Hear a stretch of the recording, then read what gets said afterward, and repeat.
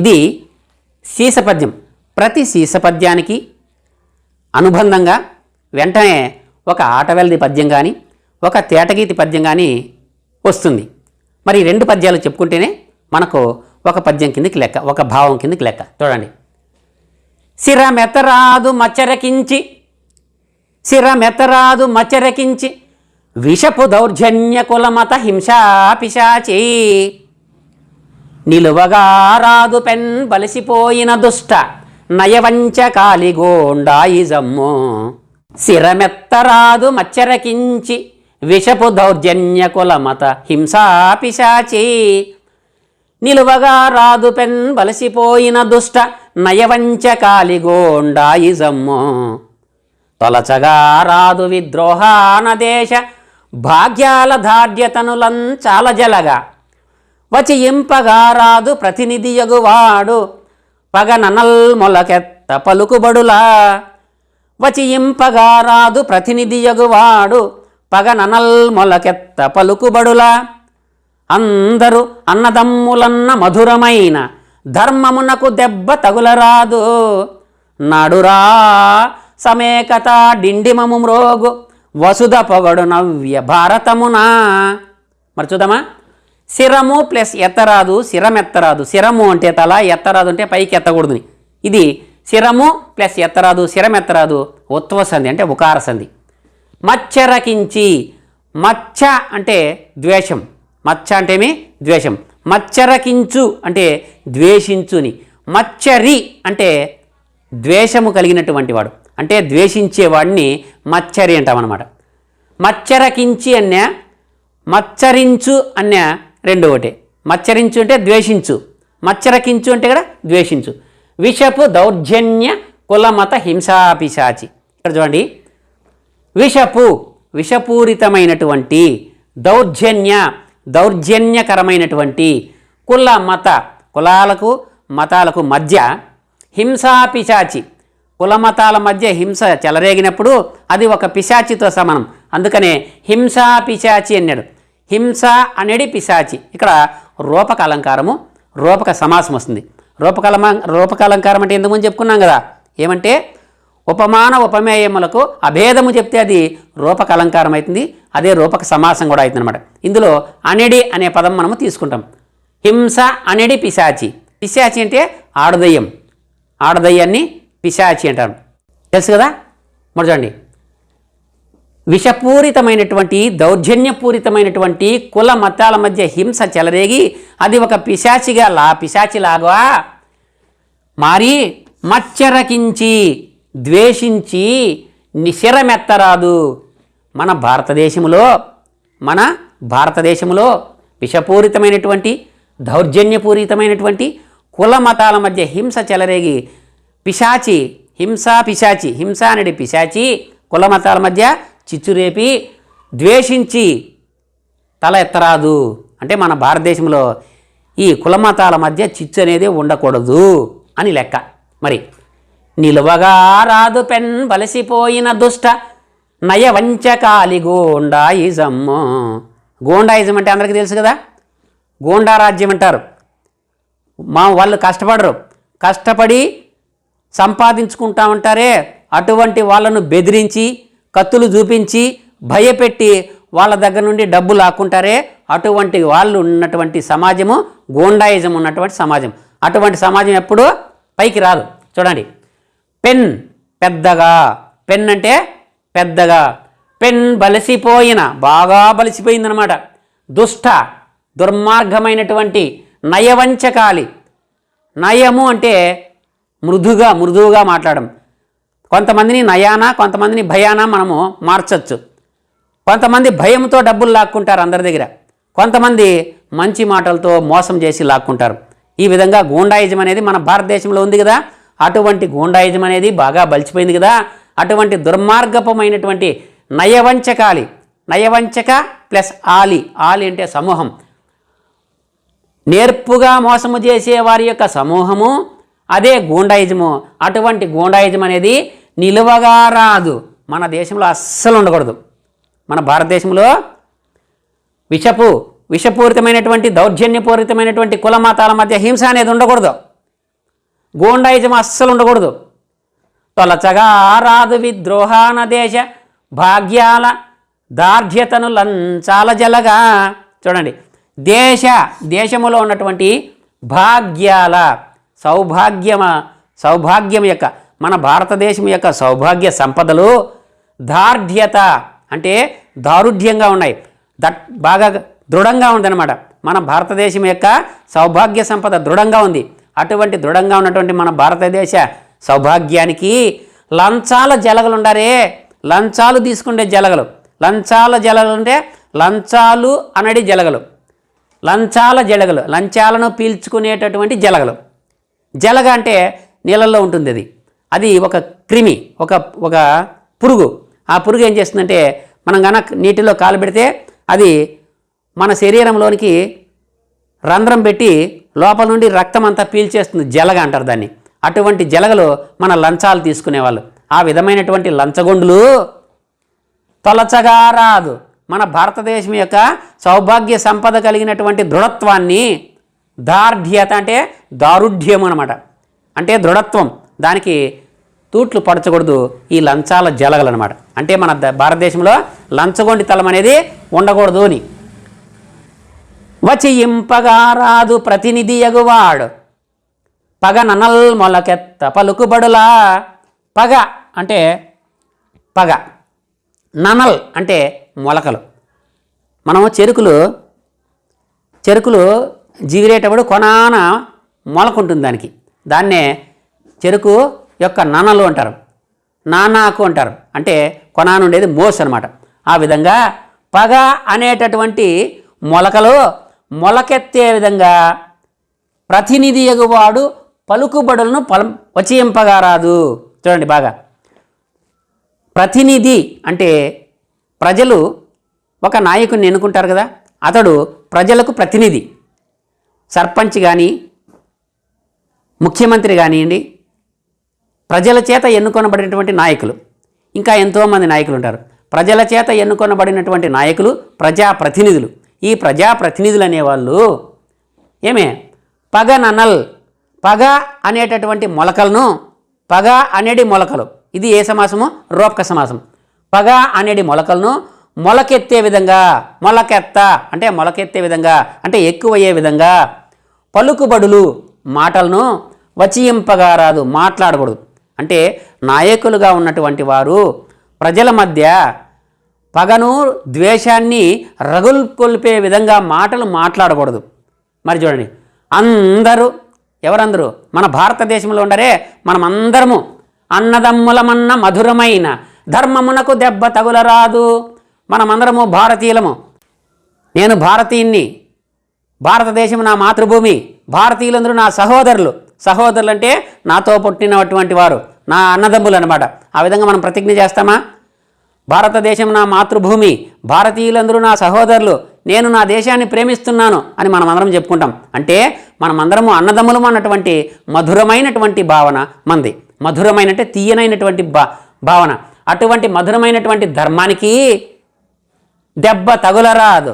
మన భారతదేశంలో ఉన్నటువంటి అందరూ అన్నదమ్ములు అనే మధురమైనటువంటి భావన ఉంది. అటువంటి భావానికి, అటువంటి ధర్మానికి దెబ్బ తగలకూడదు, అంటే నష్టం జరగకూడదు. అంటే అన్నదమ్ములు విడిపోకూడదు, కొట్లాడుకోకూడదు, ద్వేషించుకోకూడదు. అందరూ ఇప్పుడు ఎలా అంటున్నారో మనమందరము అన్నదమ్ములమని, ఆ విధంగా ప్రతి ఒక్కడు అన్నదమ్ములము అనే భావన అలాగే ఉండాలి. అప్పుడే నాడురా ఆనాడే, నాడురా అంటే ఆనాడే, సಮೇకత డిండిమము మ్రోగు వసుధ పొగడ నవ్య భారతమున. అప్పుడే, అప్పుడే అంటే ఎప్పుడంటే మన భారతదేశంలో ఎప్పుడైతే విషపూరితమైనటువంటి దౌర్జన్యకరమైనటువంటి కుల మతాల మధ్య హింస అనేది తలెత్తదో, అప్పుడు ఎప్పుడైతే బాగా పలిచిపోయినటువంటి దుర్మార్గమైనటువంటి నేర్పుతో మోసము చేసేటటువంటి గూండాయిజము నిలవకుండా ఉంటుందో, అప్పుడు ఎప్పుడైతే మన భారతదేశం యొక్క సౌభాగ్యము అన్నటువంటి దృఢత్వాన్ని లంచాలు తీసుకునే జలగలుండారే, అటువంటి వారు మన దేశం యొక్క దారుఢ్యతను తూట్లు పడుచుకున్నా ఉంటారో, అప్పుడు ప్రతినిధులైనటువంటి వాళ్ళు ఎప్పుడైతే ప్రజల మధ్య రాగము ద్వేషం అనేటివి రగుల్కొల్పకుండా ఉంటారో, అప్పుడు అందరము అన్నదమ్ములము అన్నటువంటి మధురమైన భావన ఎప్పుడైతే చెడిపోకుండా ఉంటుందో అప్పుడు వసుధ ప్రపంచంలో ఉన్నటువంటి దేశాలన్నీ కూడా నవ్య భారతమున మన నవ భారతదేశాన్ని పొగిడితే అప్పుడు సమైక్యత డిండిమము మ్రోగు. సమైక్యత సమా ప్లస్ ఏకత సమైకత గుణసంధి, డిండిమము అంటే ఢంక, అప్పుడు మ్రోగుతుందన్నమాట. ఇవన్నీ కరెక్ట్గా ఉంటే అప్పుడు మన భారతదేశాన్ని ప్రపంచ దేశాలన్నీ పొగిడే విధంగా సమైక్యత డిండిమము మ్రోగు, అప్పుడు మన దేశంలో ఆ విధమైనటువంటి వాతావరణము ఉంటుంది, సంతోషకరమైనటువంటి వాతావరణం ఉంటుంది. అప్పుడు మనము సమైక్యత డిండిమము మ్రోగుతుంది, సమైక్యత రాగం అనేది ఆలాపించబడుతుంది అంటున్నాడు మన ఎస్టీ జ్ఞానానంద కవి గారు. చూడండి, ఇది శార్దూల పద్యం అన్నమాట. చూడండి, శా అంటే శార్దూలం. శార్దూల పద్య పదానికి ఏమేమి వస్తాయి గణాలు? మస జస తతగా, మస జస తతగా అన్నటువంటి గణాలు వస్తే అది శార్దూల పద్యం అన్నమాట. మరి శార్దూలం అంటే ఏమి? పెద్ద పులి. చూడండి, ఈ గంగానది బ్రహ్మపుత్రయును నీ కృష్ణమ్మ కావేరియున్ ఈ గోదావరి సింధు నర్మదల్ నీ ఈ దేశ సౌభాగ్య ధాన్యాగారాలకు పట్టుగొమ్మలు అఖండం పైన నీ దారుణీ భాగ్యము ఈ సకల ప్రపంచంబునకున్ స్వామిత్వమున్ బూనెడిన్. ఈ గంగానది, ఈ గంగానది అంటే ఇదిగో ఈ గంగానది. మనం కనుక మన భారతదేశంలో ఉన్నటువంటి నదుల గురించి తెలుసుకున్నట్లయితే గంగానది చూడండి, ఈ గంగానది బ్రహ్మపుత్రయును ఈ కృష్ణమ్మ కావేరిని ఈ గోదావరి సింధు నర్మదలు ఇవన్నీ కూడా మన దేశంలో ప్రవహించే నదులు. చూడండి, గంగా నది, బ్రహ్మపుత్రయును బ్రహ్మపుత్ర నది, ఈ కృష్ణమ్మ ఈ కృష్ణానది, కావేరియున్ కావేరీ నదియును, ఈ గోదావరి ఈ గోదావరి నది, సింధు సింధు నది, నర్మదా నర్మదా నది. ఇవన్నీ కూడా మన భారతదేశంలో ప్రవహిస్తున్నటువంటి నదులు. మన దేశంలో ప్రవహించే నదులేవి? మన భారతదేశంలో ఉత్తర భారతదేశంలో గంగా నది, బ్రహ్మపుత్ర నది, సింధు నది, ఈ మూడు నదులు జీవనదులు అన్నమాట. అవి సంవత్సరం పొడవునా ప్రవహిస్తూనే ఉంటాయి నీటితో. ఎందుకంటే వర్షాకాలం అంతా వర్షాలతో ప్రవహిస్తే ఎండాకాలం వచ్చినప్పుడు ఆ హిమాలయ పర్వతాలు ఉన్నాయే, హిమాలయ పర్వతాలు అంటే హిమముతో కూడినటువంటి పర్వతాలు, మంచుతో కూడినటువంటి పర్వతాలు. హిమము అంటే మంచు కాబట్టి ఈ మంచు అనేది ఎండాకాలంలో ఆ ఎండ వేడికి కరిగి నీరై ప్రవహిస్తూ ఉంటాయి. కాబట్టి సంవత్సరం పొడవునా కూడా ఈ నదులు ప్రవహిస్తాయి. కాబట్టి ఇవన్నీ కూడా జీవనదులు అన్నమాట. ఏవి? ఉత్తర భారతదేశంలో ఉన్నటువంటి గంగానది, సింధు నది, బ్రహ్మపుత్ర నదులు. ఈ నదులే కాకుండా మరి దక్షిణ భారతదేశంలో ఉన్నాయే కృష్ణమ్మ అంటే కృష్ణానది, గోదావరి నది, కావేరీ నది, నర్మదా నది, తపతీ నది, ఇంకా ఎన్నో నదులు ఉన్నాయి. కృష్ణ, గోదావరి, తుంగభద్ర, కావేరి, పెన్న, పినాకిని, ఇలా అనేక నదులు మన భారతదేశంలో ప్రవహిస్తున్నాయి. ఈ నదులు ప్రవహించుకున్నామంటే మన దేశంలో పంటలు పండేవి కావు కదా. కాబట్టి చూడండి, ఈ గంగానది బ్రహ్మపుత్రయును కృష్ణం ఈ కృష్ణమ్మ కావేరియున్ ఈ గోదావరి సింధు నర్మదలు నీ ఈ దేశ సౌభాగ్య ధాన్యాగారాలకు పట్టుగొమ్మలు. పట్టుగొమ్మలు చూడండి, పట్టుగొమ్మలు అంటే ఆధారాలు. భారతదేశంలో భారతదేశ అభివృద్ధికి భారతదేశంలో ఉన్నటువంటి పల్లెలే పట్టుగొమ్మలు అని మనం మహాత్మా గాంధీ గారు అన్నారు. పట్టుగొమ్మలు అంటే ఆధారం అన్నమాట. మన భారతదేశం బాగా అభివృద్ధి చెందాలంటే పల్లులన్నీ కూడా బాగా అభివృద్ధి చెందాలి. పల్లులే మన దేశ సౌభాగ్యానికి పట్టుగొమ్మలు అన్నాడు అనమాట కదా. ఆ విధంగా ఆధారాలు, పట్టుగొమ్మలు అంటే ఆధారాలు. చూడండి, నీ యొక్క ఎవరికి చెప్తున్నాడు? ఎస్టీ జ్ఞానానంద కవి మనకు చెప్తున్నాడు. ఏమని? నీ యొక్క ఈ దేశ ఈ భారతదేశం యొక్క సౌభాగ్యము అంటే మంచి భాగ్యము కలిగినటువంటిది. ధాన్యాగారాలకు మన దేశము యొక్క సౌభాగ్యానికి మన దేశంలో ఉన్నటువంటి ధాన్యాగారాలకు పట్టుగొమ్మలు ఆధారం ఏదంటే ఈ నదులే. ఈ భారతదేశంలో ఉన్నటువంటి సమస్త నదులు కూడా మన భారతదేశ ధాన్యాగారానికి ఆధారం. ఆ నదులే మనకు ఆధారం. ఆ నదుల వల్లనే మనకు పంటలు పండుతున్నాయి. ఆ నదుల వల్లనే మన దేశము సౌభాగ్యంగా ఉందన్నమాట కదా. కాబట్టి అటువంటి నదులు కలిగినటువంటిది మన దేశం. అఖండంబైన ఈ దారుణీ భాగ్యము, అఖండంబైన, అఖండమైన అంటే సమస్తమైనటువంటి అంటే మన మొత్తం సమస్తంపైన ఈ దారుణీ భాగ్యము మన దేశం యొక్క భాగ్యము. దారుణి అంటే భూమి, దారుణీ భాగ్యం అంటే మన దేశం యొక్క అదృష్టం అనేది, సౌభాగ్యం అనేది సకల ప్రపంచంబునకున్, సకల ప్రపంచమునకు అంటే ప్రపంచంలో ఉన్నటువంటి అన్ని దేశాలకు కూడా స్వామిత్వము బూడెన్, స్వామిత్వము బూనెడిన్.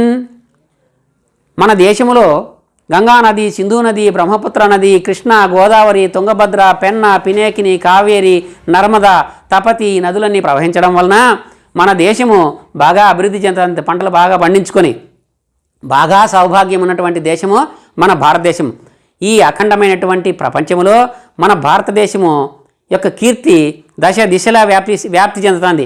అందుకనే మన సౌభాగ్యము కలిగినటువంటి భారతదేశము ప్రపంచంలో ఉన్నటువంటి అన్ని దేశాలకు కూడా స్వామిత్వము అంటే ఆధిపత్యం అన్నమాట.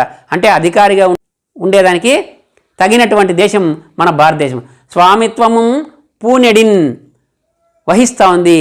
మన భారతదేశం అనేది ప్రపంచ దేశాలకన్నిటికీ కూడా మన సౌభాగ్యవంతమైనటువంటి దేశం కాబట్టి మన భారతదేశము ప్రపంచంలో ఉన్న అన్ని దేశాలకు కూడా ఆధిపత్యము వహిస్తూ ఉంది. పూనెడిన్ అంటే వహిస్తూ ఉంది. చూడండి ఎంత గొప్పగా చెప్పాడు మన ఎస్టి జ్ఞానానంద కవి గారు. ఇది తేటగీతి పద్యం అన్నమాట. తేట గీతి ఇదొక పద్యం. చూడండి.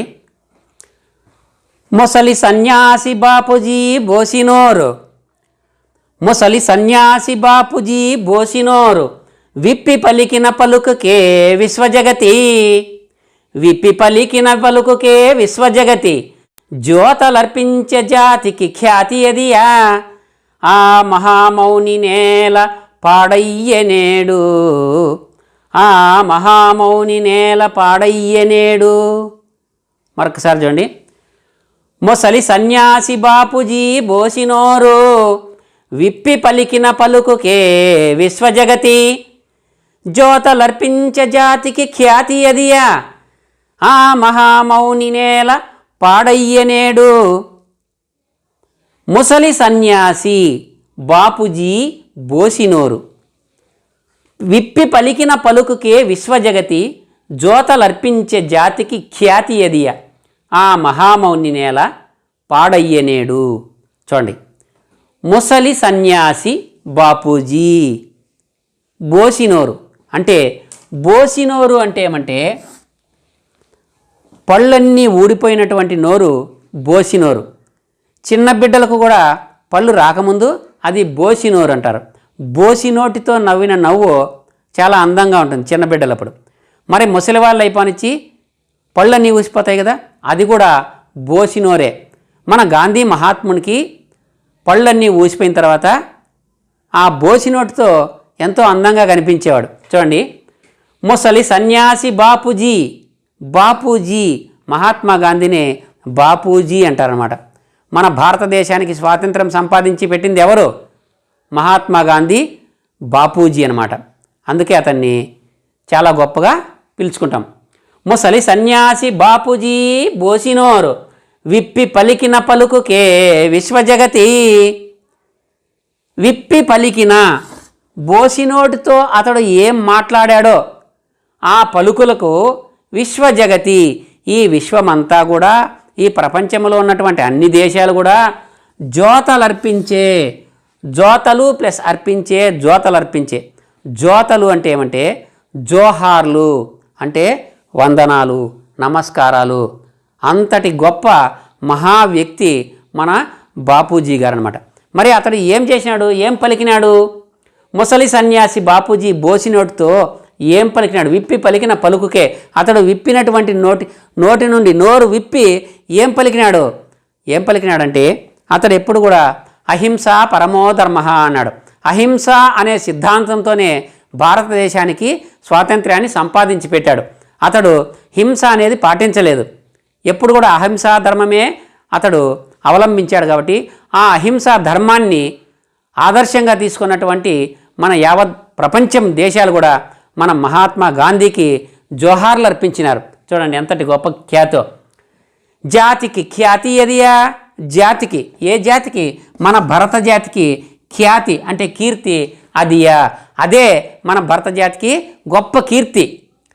మన బాపూజీ గారు, మహాత్మా గాంధీ గారు బోసినోటుతో ఏమని పలికినాడో అందులకే ప్రపంచ దేశాలన్నీ కూడా అతనికి జోహార్లు పలికినాయి.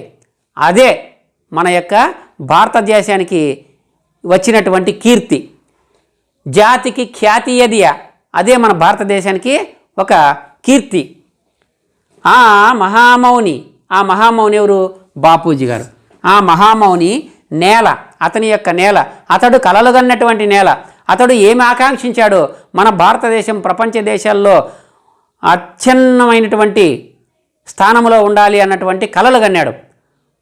భారతదేశంలో ఉన్నటువంటి ప్రజలందరూ బాగా అభివృద్ధిలోకి రావాలని, లంచగొండితనం లేకుండా ఉండాలని, మోసము, కుట్ర, దగ అనేటివి ఉండకూడదని, జాతి, మతము, కులము ఇట్లాంటి భేదాలు లేకుండా అందరూ ఐకమత్యంగా ఉండాలని కలలు కన్నాడనమాట. అటువంటి వాడు, అంతటి గొప్పవాడు కన్నటువంటి కలలన్నీ కూడా, అతడు కన్నటువంటి కలలు మన భారతదేశంలో, నేల అంటే ఈ నేలలో, ఈ భారత భూమిలో పాడయ్యే నేడు పాడయ్యే, ఈరోజు అన్నీ పాడైపోయినాయి. అంటే అతడు కన్నటువంటి కలలన్నీ ఏవి కూడా నెరవేరలేదు.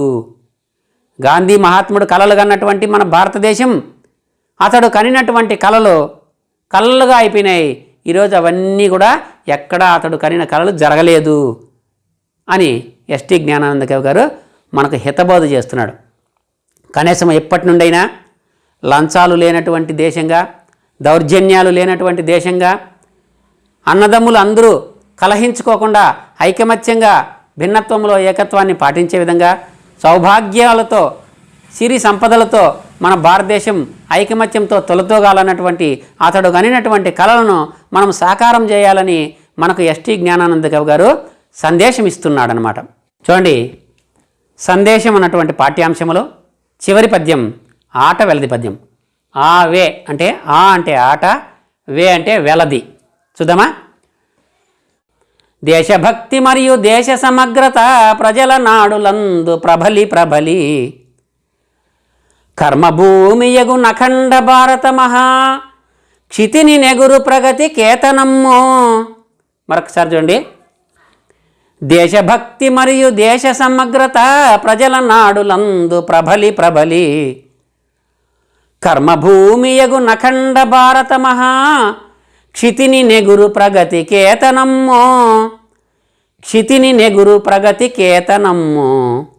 చూడండి, ఇక్కడ దేశభక్తి అంటే మన భారతదేశమందు మనకున్నటువంటి భక్తిభావం, మరియు దేశ సమగ్రత, మన దేశము సంపూర్ణత్వాన్ని సాధించడం. సమగ్రత అంటే సంపూర్ణత్వం. ప్రజల నాడులందు ప్రబలి ప్రజల నాడులలో, ప్రజల యొక్క నరాల్లో దేశభక్తి, దేశ సంపూర్ణత్వము ఈ రెండు కూడా ప్రబలి బాగా జీర్ణించుకుపోవాలి. బాగా మన యొక్క శరీరం యొక్క నరాల్లో కూడా దేశభక్తి భావము, మన దేశ సమైక్యత, దేశం యొక్క సంపూర్ణత్వము అన్నటువంటి భావాలతో మన శరీరం నిండిపోవాలి. మన శరీరం నిండా నరాల్లో జీర్ణించిపోవాలి దేశభక్తి భావం. ఆ విధంగా ఈ కర్మభూమియగు నఖండ భారత మహా క్షితిని నెగురు ప్రగతి కేతనమ్మో. చూడండి, కర్మభూమి అంటే పుణ్యభూమి. మన భారతదేశము పుణ్యభూమి. మన పుణ్యభూమి అయినటువంటి అఖండమైనటువంటి భారత మహాక్షితిని, అఖండమైనటువంటి అంటే సమస్తమైనటువంటి యావత్ మహాభారతదేశము, క్షితిని భూమిని అంటే మన భారతదేశం యొక్క భూమిలో ప్రగతి కేతనమ్ము నెగురు. ప్రగతి కేతనమ్ము, ప్రగతి అనేది కేతనమ్ము. కేతనము అంటే జెండా, కేతనం అంటే ఏమి? జెండా. ప్రగతి అంటే అభివృద్ధి. అభివృద్ధి అన్నటువంటి మన జెండా మన మహాభారత భూమిలో ఎగురు. ఎగరడం అంటే ఏమి? అభివృద్ధి చెందుతుంది అని లెక్క. మన భారతదేశం, యావత్ భారతదేశంలో ఉన్నటువంటి ప్రజలలో నరాల్లో కూడా దేశభక్తి భావము, దేశ సంపూర్ణత్వము, దేశము యొక్క సమైక్యతాభావము ఇవన్నీ కూడా నరాల్లో జీర్ణించుకుపోయి దాని వలన జరిగినటువంటి అభివృద్ధితో మన మహాభారత భూమిలో ప్రగతి కేతనము అభివృద్ధి అనే జెండా ఎగురుతుంది. ఎగురు అంటే ఎగురుతుంది, అభివృద్ధిని సాధిస్తుంది. ప్రగతి కేతనము అంటే ప్రగతి అనేది కేతనము, ఇది కూడా రూపక సమాసం అన్నమాట. మరి మన ఎస్టీ జ్ఞానానంద కవి గారు మన భారతదేశంలో ఉన్నటువంటి ప్రజలందరికీ కూడా ఇచ్చినటువంటి సందేశం ఏమంటే, మన భారతదేశంలో భిన్నత్వంలో ఏకత్వం, కుల మతాల మధ్య ఐకమత్యం, అన్నదమ్ములము ఉన్నటువంటి మధురమైన భావన, ప్రగతి, లంచాలు లేనటువంటి భారతదేశాన్ని, ఈ విధంగా మన భారతదేశం యొక్క అభివృద్ధిని ఆకాంక్షిస్తూ మన భారతీయులందరికీ చక్కని సందేశాన్ని ఇచ్చాడు. మనమందరము అతని యొక్క సందేశాన్ని పాటించి మన దేశాభివృద్ధికి పాటుపడాలని కోరుకుంటూ మరొక మంచి వీడియోతో మీ ముందుకుంటాం. అంతవరకు సెలవు. నమస్తే.